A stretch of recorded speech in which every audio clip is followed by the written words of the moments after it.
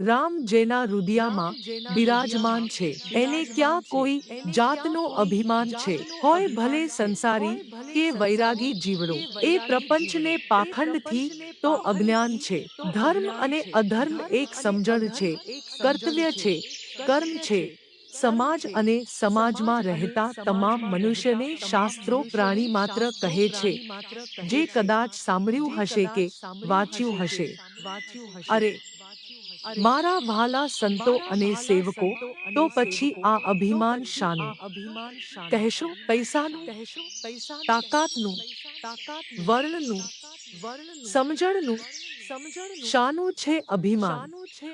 રૂપનું, જોબનનું? આપણે સમજુ પ્રાણીઓ છીએ, અને બુદ્ધિ પરમ કૃપાળુ એ લટકામાં આપી છે. ઉપર કહેવામાં આવ્યું એ તમામ અહીં જ મૂકીને અજ્ઞાત સ્થળે જવાનું છે. મરણની સજા પામેલા આપણે સૌ કેદીઓ છીએ, અને જાતને સ્વામી માની બેઠા છીએ. હરિ અનંત, હરિ કથા અનંતા, શ્રીરામ ભજન સમ નહીં કોઈ સંતા. હરિના ભજન ધ્યાન જેવા કોઈ સંત નથી, ગુરુ નથી, જ્ઞાની નથી. સંપ્રદાયો એ આજે વાડાબંધી કરી રાખી છે, અને દરેક વાડામાં જાત જાતના પ્રાણીઓ પુરાયેલા છે. તેમાં હું અને તમે, હા, તમે પણ પુરાયેલા જ છો. કોઈ દિવસ આ બાબતે વિચાર્યું છે?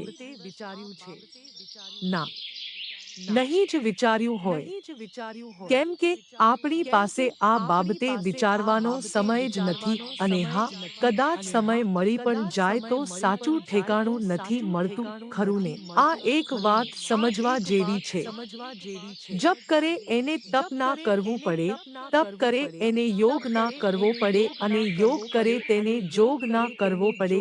જોગ એટલે હોમ હવન, કથા, સ્તુતિ વગેરે વગેરે. જય શ્રીરામ. હદ ચાલે સો માનવી, બેહદ ચલે સો સાધ. હદ બેહદ દોનો તજે, તાકા મતા અગાધ. સંતો એ તેમની વાણીમાં આ સારી રીતે સમજાવ્યું છે, જે સમજી એ સાંભળો. હદ એટલે મર્યાદા, સીમા, અંત વગેરે. સંસારી કે વૈરાગી કાળા નિયમોને તાબે થવું, જગતની અનેક પ્રકારની દંભી રૂઢિઓ એટલે કે માન્યતાઓમાં રહેવું કે આચરણ કરવું, પોતાના ઘર સંસાર વ્યવહાર નિભાવવાના સ્વાર્થ માટે દુનિયાની આડંબરી રીતોને અનુસરવું, એ બધું હદ. અને એ બધી ઉપાધિઓને છોડી વાળો કૂદી નીકળી જાય, અને ઈશ્વરે રચેલા માહોલમાં સાંસારિક નીતિ નિયમોથી પણ પરે થઈ મસ્ત બની જીવે અને પોતાના આત્માનું કલ્યાણ કરે, તે હદ બેહદની પાર અગાધ શક્તિનો અનુભવ માણે એ સંત, ફકીર કે ઓલિયા કહેવાય.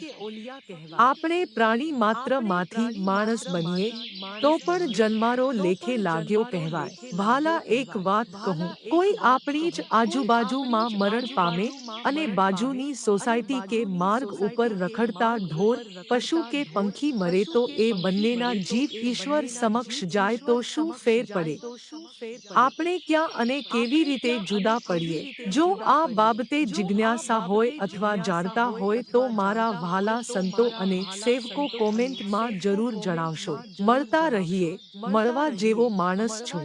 સીતારામ. खुदा को क्या ढूंढते हो, खुदा तेरी पास है पता नहीं जैसी फूलन में सुवास है।